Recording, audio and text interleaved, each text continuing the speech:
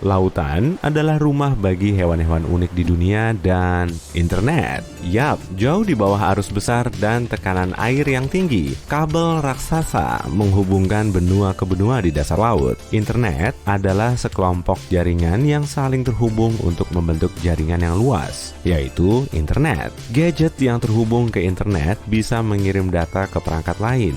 Bayangkan saja seperti sekelompok orang yang duduk bersama dan selalu membahas hal-hal baru yang bisa disimpan dan dipakai. Kamu nggak mungkin bisa nonton video ini tanpa internet. Semuanya dimulai pada tahun 1969 saat sebuah organisasi bernama ARPANET merilis fungsi dasar pertama yang menyerupai internet dengan menghubungkan 4 komputer di 4 universitas berbeda di Amerika. Orang-orang di balik layar bisa mengirimkan informasi dan mengakses file satu sama lain secara internal di seluruh universitas.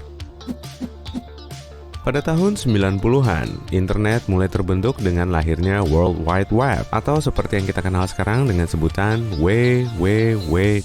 Meski begitu, kita nggak perlu menuliskannya lagi saat mencari sesuatu di mesin pencari. Internet membuka jalan bagi situs web yang menyediakan beragam informasi. Kemudian, pada awal tahun 2000-an, broadband lahir. Bagi kamu-kamu yang belum lahir saat itu, inilah contoh suara yang biasanya kami dengar.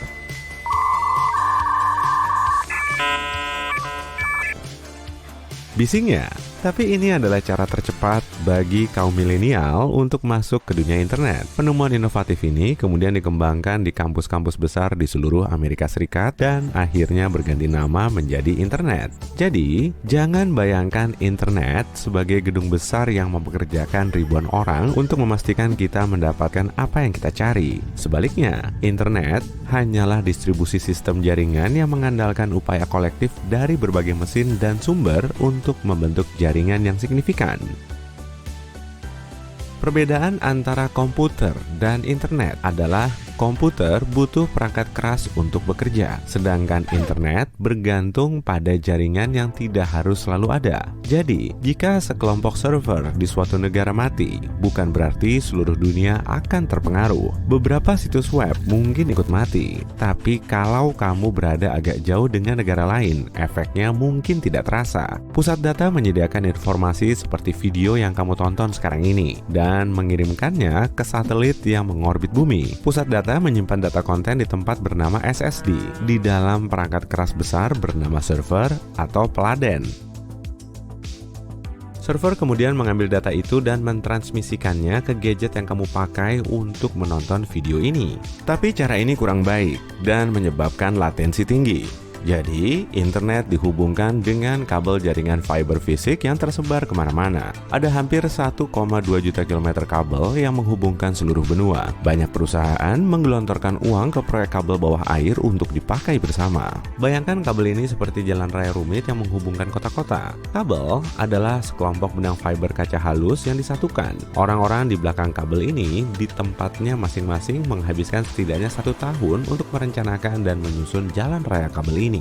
Kabel pun dibungkus dengan tembaga untuk menahan dan memanfaatkan listrik guna memindahkan data. Kemudian ada lapisan plastik, baja, dan ter agar kuat melawan kondisi laut. Kabel ini juga cukup kuat menahan batu longsor, arus deras, gempa bumi, dan faktor lain yang mungkin menghancurkannya. Kabel-kabel ini cukup kuat untuk bertahan selama 25 tahun.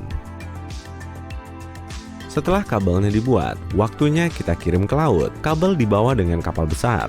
Kabel pun diatur secara strategis dan memadai agar tidak merusak lingkungan dan takkan rusak dalam proses pemasangannya. Meski kita menggunakan Wi-Fi untuk terhubung ke internet di masa sekarang, masih ada kabel fisik yang terhubung ke penyedia layanan internet dengan perangkat keras khusus agar kamu bisa tersambung ke internet. Awalnya, kamu butuh router. Bayangkan alat ini sebagai unit kontrol lalu lintas yang membantu memastikan lalu lintas internet tersambung ke jaringan yang tepat. Jadi, kalau kamu duduk di restoran, kemungkinan besar kamu terhubung ke router yang mereka sediakan. Data ditransmisikan dalam bentuk semacam pesan melalui router setiap kali kamu mengakses internet. Sebelum ditransmisikan, data dipecah menjadi bagian-bagian kecil bernama paket. Sebelum menjadi pesan, header paket ini dirilis agar gadget penerima tahu harus menggunakannya seperti apa. Paket data ini mirip buku panduan yang kamu dapat saat membeli furnitur atau barang rakitan. Saat tiba di tempat tujuan, paket data tersusun kembali dan menjadi data yang dipindah pertama kali. Terkadang, kamu tidak bisa menerima paket besar sekaligus. Jadi, pabrik yang membongkarnya dan mengangkutnya dengan truk atau kapal. Dan begitu tiba di tujuan, data kembali dirakit sesuai struktur awalnya. Meski proses ini butuh waktu berbulan-bulan, memindahkan data lewat kabel fiber cuma butuh beberapa detik, tergantung hasil akhirnya. Meski semuanya kedengaran simpel, masih ada yang namanya protokol. Protokol itu mirip sistem atau aturan komunikasi saat ada dua atau lebih pihak yang terhubung. Kayak waktu ikut wawancara kerja, kamu nggak mungkin memanggil manajer perekrutan dengan namanya dan duduk sembarangan kan? Sebaliknya, protokol dalam wawancara kerja adalah bersikap profesional dan berperilaku layaknya manusia yang baik. Komputer dan internet punya protokol yang wajib dipatuhi untuk mengirimkan data dengan mudah.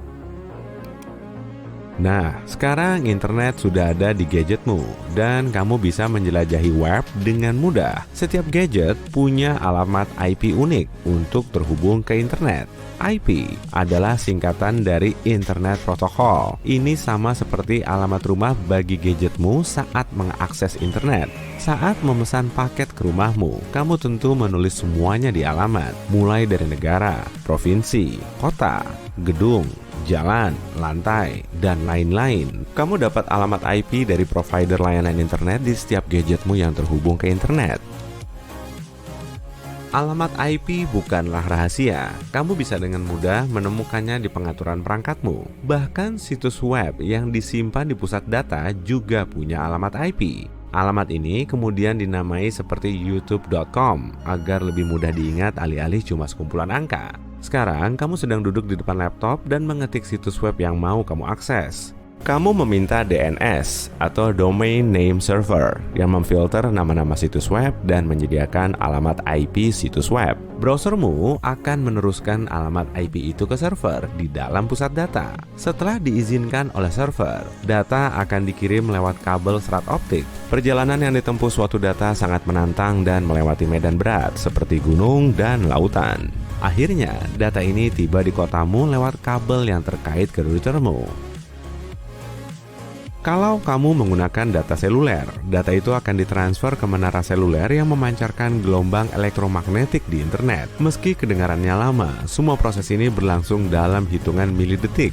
Meski jaringan kabelnya yang luas dan namanya rumit, internet terstruktur dan diatur sedemikian rupa. Kamu bisa menganggapnya sebagai dunia digital mini dengan aturan dan pedoman tersendiri. Dengan banyaknya kabel sebagai jalan raya, data pun bisa bepergian dari satu perangkat ke perangkat lain, mengetuk alamat IP-mu sebagai pintu masuk. Seperti yang kubahas tadi, DNS itu mirip buku telepon. DNS melihat nama yang kamu ketik dan menghubungkannya dengan alamat IP terkait. Komputer nggak bisa membaca huruf seperti kita, jadi komputer mengubahnya menjadi urutan angka. Internet telah berubah jauh sejak pertama diciptakan. Akan ada 500 miliar gadget dengan 7,5 miliar pengguna yang akan terhubung ke internet pada tahun 2030. Dunia digital akan terjalin dengan dunia nyata di masa depan. Keyboard, mouse, ataupun layar akan hilang. Dunia virtual akan sangat realistis hingga sulit dibedakan. Orang-orang akan mengenakan kacamata augmented reality yang akan menampilkan segala informasi yang mereka butuhkan. Saat mengenakannya, kamu bisa melihat informasi bermunculan di hadapanmu. Kamu nggak perlu menundukkan leher lagi untuk menatap ponsel saat berjalan ke kantor. Internet juga kemungkinan bisa diunduh ke kepala kita supaya kita nggak perlu searching informasi lagi. Internet akan menjadi kebutuhan penting kita, sebagaimana air dan listrik dalam hidup kita.